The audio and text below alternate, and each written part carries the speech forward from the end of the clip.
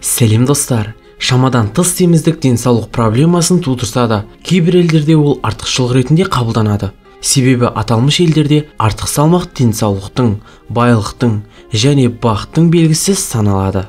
Сіздермен бірге бәрі бар арнасы. Бұл бейнемізде біз сіздерге әйел семіздігі культке айналған 10 ел жайлы айтатын боламыз. Ал сіз бізді енді көріп жатқан болсаңыз, бізге тіркеліп, әрдайым бізбен бірге болыңыздар. Ендеше кеттік. Тонга.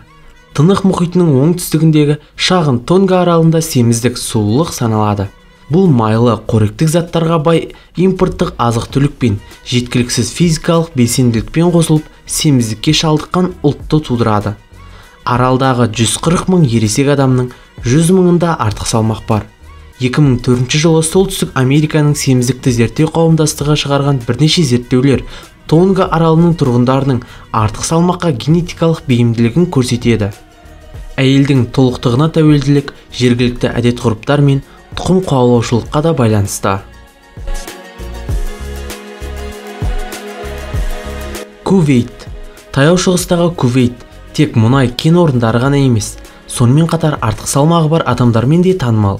Жүрек қан тамырлары аурулары осы елдегі өлім-жітімнің басты себебі, және 15 жастан асқан кувейттік әйелдердің 52% семіздікке ұшырайды. Тарихқа көз жүгірсек, бұл шөл көшпелілері семіздікті денсаулық пен байлықтың белгісі деп санаған, және үрдіс күні бүгінге дейін жалғасып келеді.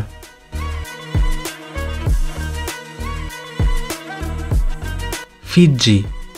Бір кездері дамыған әлемнен оқшау өмір сүрген бұл аралдың басшылары оны бүкіл әлеммен байланыстыруға тырысты. Нәтижесінде Фиджи халқының диетасына жоғары калориялы тағамдар енгізілді. Содан кейін елдің әдет-ғұрпына тамақ беру салты қосылды. Салдарынан денсаулық мәселесімен қатар Фиджи халқының көпшілігі семірді. Дегенмен олар тек семіз ғана емес, бақытты да. Семіз әйел денсаулықтың, байлықтың және құнарлылықтың белгісі ретінде құрметтеледі екен.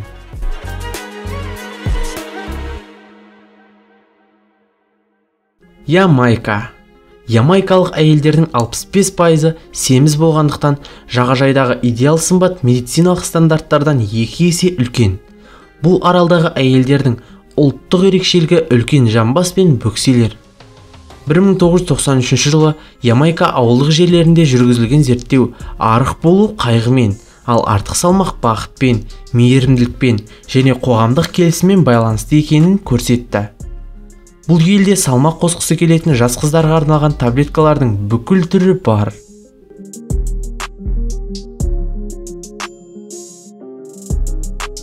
Самоа.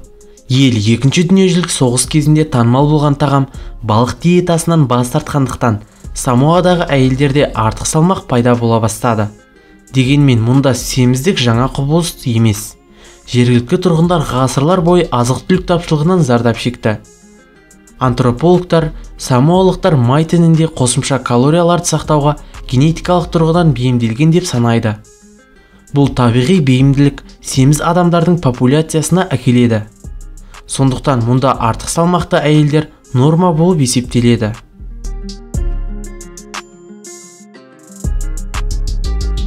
Оңтүстік Африка.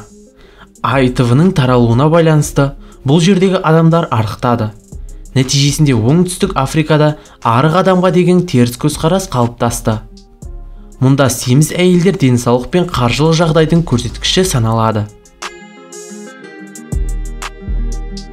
Ауғанстан. Ғасырлар бойы артық салмағы бар ауған әйелдері қатты бағаланды. Тауда азапты өмір сүретін көшпелілер арасындағы әйелдердің құнарлылығы артық салмақтың жиналуымен тығыз байланысты. Көбінесе хиджаб әйел денесін жасырады.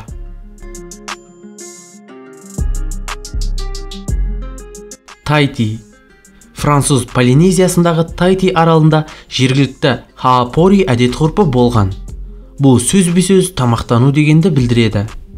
Жас қыздарды тамақтандырып, семіртіп, кейін оларды сұлулығымен бағалау үшін көсемге ұсынды. Семіздікті қастерлеу осы күнге дейін жалғасуда. Бұл ішінара кокос сүті мен көмірсуларға бай диетаға байланысты. Тайтидегі әйелдерді әлі күнге дейін дөңгелек беттері үшін жақсы көреді. Науру мемлекеті әлемдегі қант диабетімен ауыратын халықтың 31% ғана емес, сонымен қатар семіздігімен де танымал. Тынық мұхитының оңтүстігіндегі осы шағын аралда тұратын 14 мың адам толықтылықты сулылық пен құнарлықпен байланыстырады. Әйелдер бала тууға дайындалу үшін, ал ер адамдар күш сынасу үшін семіреді. Мавритания. Құрғақшылықпен зардап шеккен Батыс Африкада тұратын бұл халық үшін әйел толықтылығы сулылық пен байлықтың синонимі.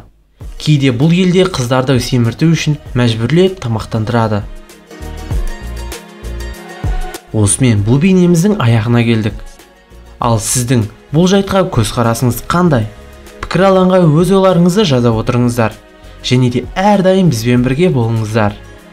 Келесі кездескенше, YouTube-тың қызығын бөліскенше достар.